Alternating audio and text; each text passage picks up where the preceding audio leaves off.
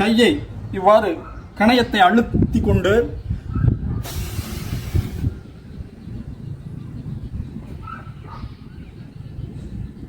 உங்களால் எவ்வளவு முடியுமோ அவ்வளவு நேரம் வையுங்கள். இப்படி பத்மாசனத்திலும் செய்யலாம். இவ்வாறு ஒரு 15 நிமிடம் காலையில் இந்த பயிற்சியை செய்து வந்தால் சுகர் பார்டர்ல இருக்கு இல்லையா, அவங்களுக்கு சுகர் வராது, சுகர் கட்டுப்படுத்தப்படும்.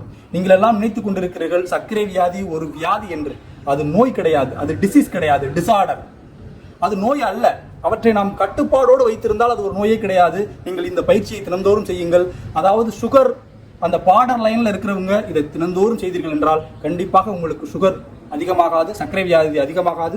நீங்கள் கணையத்தை அழுத்துவதால் இன்சுலின் நன்றாக சுரக்கும். இன்சுலின் சரியாக சுரந்தால் சர்க்கரை வியாதி யாருக்கும் வரப்போவதில்லை. இந்த பதிவு கண்டிப்பாக உங்களுக்கு பிடித்திருந்தால் உங்கள் உறவுகளுக்கும் உங்களது நண்பர்களுக்கும் பகிருங்கள். நாம் ஆரோக்கியமான மனிதர்களை உருவாக்குவோம். நன்றி.